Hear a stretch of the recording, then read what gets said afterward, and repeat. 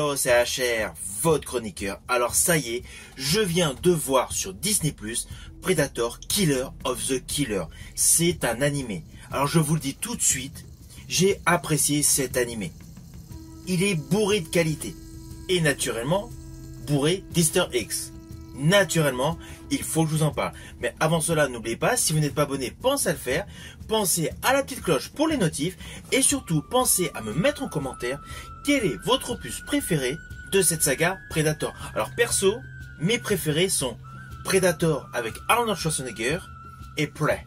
Et justement, cela tombe bien, car justement cet animé Predator Killer of the Killer est réalisé, co-réalisé par le réalisateur de Prey. Let's go! Ensemble! Cette fois on y est!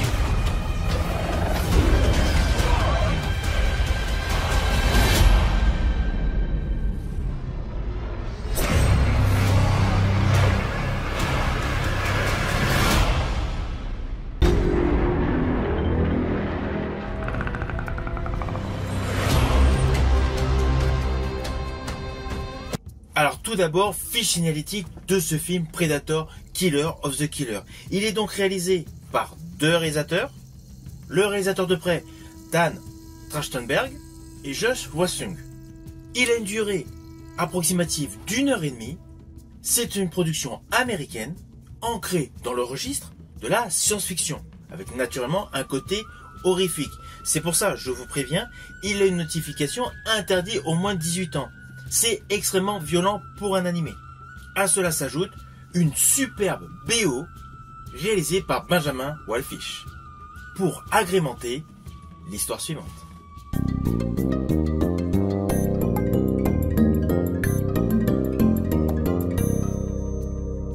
Alors avant de vous détailler plus en détail le synopsis de ce film, sachez qu'en fait la conception de celui-ci est assez particulière, car en fait nous avons 4 axes principaux, se situant sur 4 timelines différentes.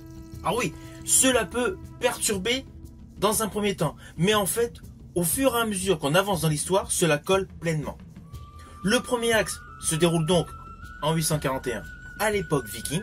Le second axe en 1609, à l'époque du Japon féodal. Le troisième axe en pleine Seconde Guerre mondiale, plus précisément en 1942.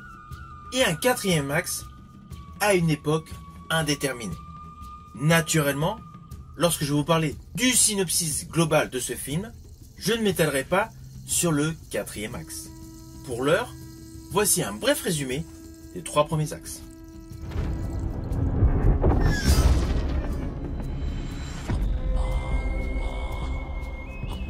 Alors le premier axe, se situant donc en 841, nous présente une chef guerrière nommée Ursa, accompagnée de son fils et des guerriers de son clan. Ils font tout simplement une vendetta envers le chef Zoran afin de venger le chef de leur propre clan, qui n'est autre que l'ex-époux de la guerrière Ursa. Mon fils, dis-moi pourquoi on se bat. Parce que notre ennemi est toujours en vie. Vous avez tous voyagé loin. S'ensuit très rapidement une déconvenue totale et un Predator intervient. Je prie pour que ta lance connaisse le sang ce soir. Et c'est là que le premier axe se termine. Le second axe, où nous nous retrouvons en pleine époque féodale au Japon, nous découvrons 2 combattants hors pair, Kenji et Kiyoshi. Ces 2 guerriers, en fait, sont des frères, subissent un entraînement de folie tout simplement pour prendre la succession de leur père. Les années passent, il reste une rivalité entre les 2 frères car il y en a un qui a succédé au père, et lors d'une nuit d'affrontement, un Predator intervient. Tu es le monstre.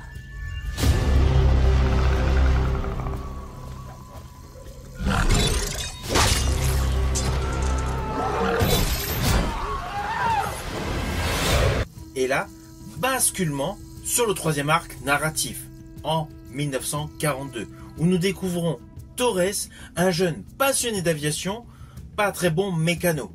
À la suite d'un concours de circonstances, il se retrouve à piloter un avion et se retrouve en pleine confrontation avec un prédateur. Vous ne m'écoutez pas. Il y a quelque chose dans le ciel.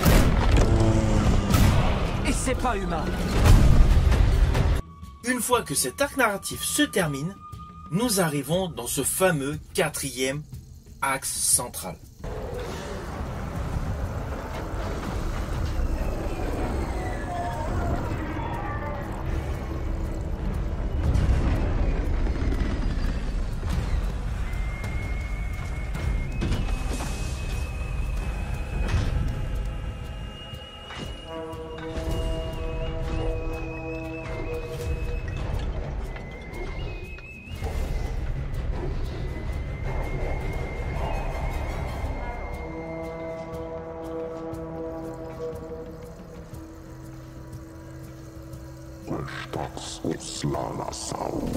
Où nous retrouvons Ursa, Kenji et Torres. Alors oui, vous devez vous demander comment cela se fait. Naturellement, je ne vais pas vous le dire. Vous me connaissez, je ne veux pas du tout vous spoiler. Je préfère que vous découvrez par vous-même toute l'étendue scénaristique de cet animé. Néanmoins, à la fin de cette vidéo, je vous donnerai pas mal d'explications par rapport aux différents Easter eggs reconnaissables et surtout l'explication à la fin de ce film qui fait raccord avec le film Prey. Mais pour l'heure, no spoil. Alors tout d'abord, je tiens à vous préciser que sur le côté scénaristique, il y a eu un réel travail de recherche. Whatever did this, I can kill it.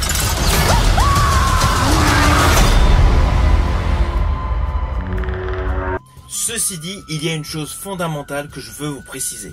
Toute personne fan de lecture va s'apercevoir que sur ce film, il y a eu un réel travail de recherche. Je l'ai compris à partir du moment où je me suis posé la question pourquoi avoir choisi l'époque des Vikings, l'époque féodale et surtout l'époque de la Seconde Guerre mondiale. Alors pourquoi je me suis posé cette question?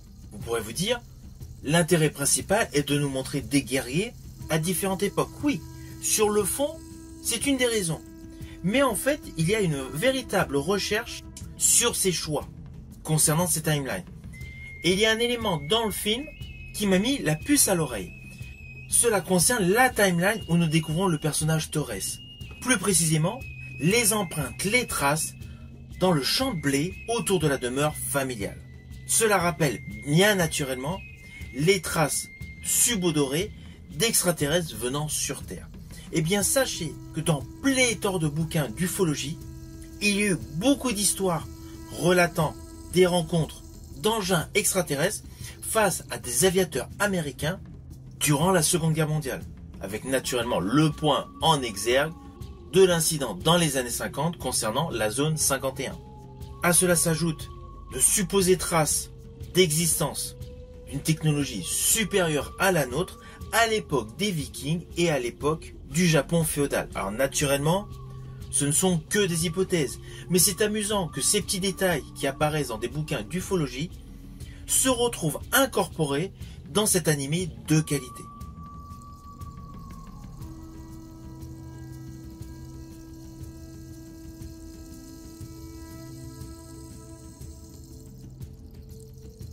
Alors revenons à ce film Predator Killer of the Killer. En fait, c'est une anthologie, comme je vous l'ai précisé, avec 3 axes, 3 timelines différentes pour nous présenter chacun des guerriers importants, pour nous les regrouper dans une 4e timeline.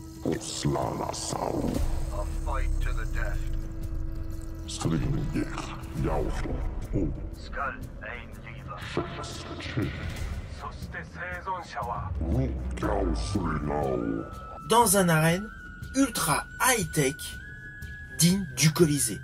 Et c'est là que nous découvrons un pan de la culture des Predators totalement inconnu. Il est évident que dans ce film, on nous présente la planète principale de ces monstres, avec une supposée hiérarchie, avec un Predator chef suprême qui a une allure extrêmement monstrueuse. Alors d'ailleurs, concernant les différents Predators que nous découvrons dans ce film, vous allez vous apercevoir qu'à l'époque viking, le Predator est beaucoup plus massif, beaucoup plus costaud, beaucoup plus monstrueux. À l'époque féodale, semble avoir évolué, tout comme dans les années 40. Ainsi, par le biais de cette présentation de ces 3 types fondamentaux de structures corporelles de prédateurs différents, nous remarquons une évolution qui s'est faite sur plusieurs décennies. Un peu comme tout simplement l'espèce humaine, avec la différence de la corpulence des barbares aux hommes d'aujourd'hui. Et bien là, dans ce film Predator Killer of the Killer, il y a une démarche sociétale et biologique qui nous est présentée. Nous remarquons une réelle évolution structurelle et sociétaire.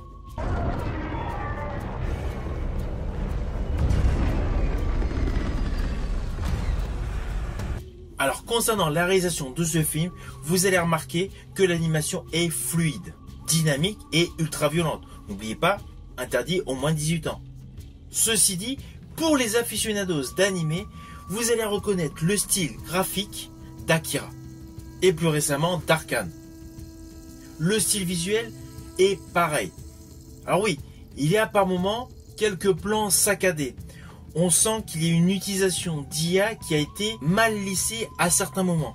Mais au vu de la frénésie des combats et surtout du changement narratif en fonction des timelines, cela passe totalement. Car in fine, l'ensemble de la structure visuelle de ce film nous présente un animé beau et sanglant. Perso, j'ai vraiment aimé les confrontations brutales. Alors c'est clair, ne vous attendez pas à pléthore de dialogues. La totalité des dialogues, en fait, se résume sur 20 minutes. Le film dure 1h30. Le film est essentiellement axé sur les scènes de combat, sur la brutalité, sur la violence et naturellement sur des décors totalement innovants.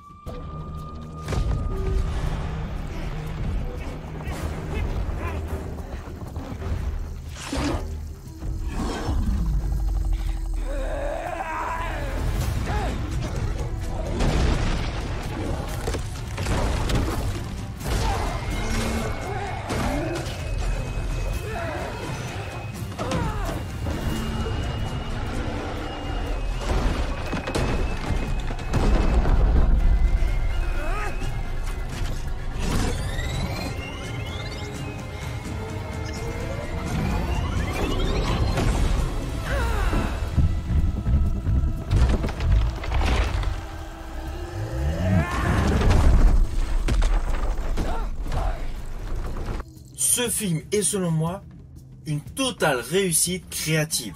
Le réalisateur de Prey, qui avait réussi à redorer le blason de cette saga qui était en déperdition, avec ce film Killer of the Killer, offre une exploration beaucoup plus large avec un panel beaucoup plus grand pour cette licence Predator.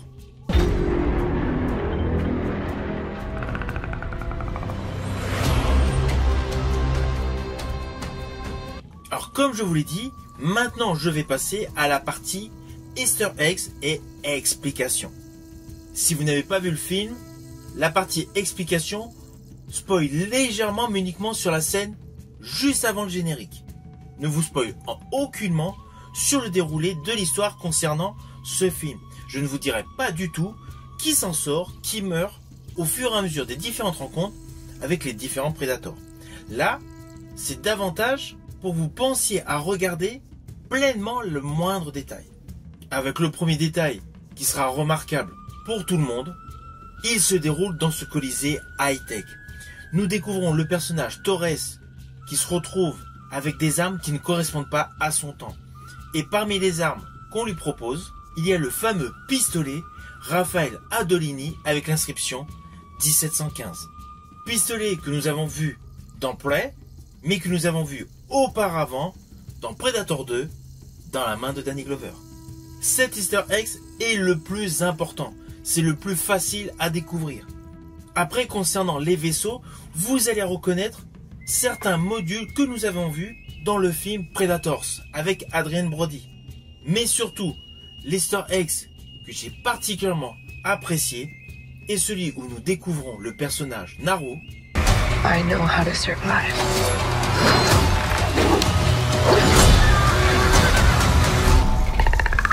Dans un bloc cryogénisé. Cela se déroule justement juste avant le générique. Alors il ne faut pas oublier qu'à la fin du film Prey, nous voyons sous forme de dessin animé un module de Predator qui arrivait sur le site de la tribu de Naru et qui allait donc la rencontrer. Au vu du fait où nous la retrouvons donc congelée, il est évident qu'ils l'ont tout simplement enlevée. De toute façon, c'est exactement ce qui s'est passé avec les 3 différents protagonistes principaux des 3 timelines précédant la scène du Colisée dans ce film. De ce fait, ce film Predator Killer of the Killer nous démontre pleinement qu'en fait les Predators sont loin d'être invincibles. Ils ont assez souvent rencontré des humains capables de les tuer, et cela à différentes époques. Le réalisateur de près qui a co-réalisé ce film Predator Killer of the Killer a réussi à continuer de développer son univers étendu en incorporant dans ce film une véritable continuité à son super film Prey. Et n'oublions pas que le prochain film live action qui va sortir sur le personnage Predator se déroule dans le futur. Predator Badlands se situe des années plus tard. Je pense implicitement qu'il va y avoir une jonction.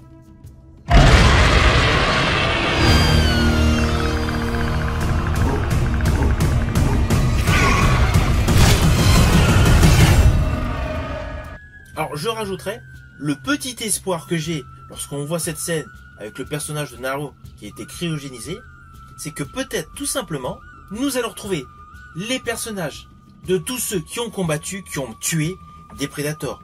À commencer par le personnage Dutch, interprété par Arnold Schwarzenegger, le personnage interprété par Danny Glover, par Adrien Brody, ainsi qu'Alice Braga, et Old Holbrook. Peut-être que dans un prochain film, ces anciens combattants victorieux vont une nouvelle fois affronter tout simplement Predator.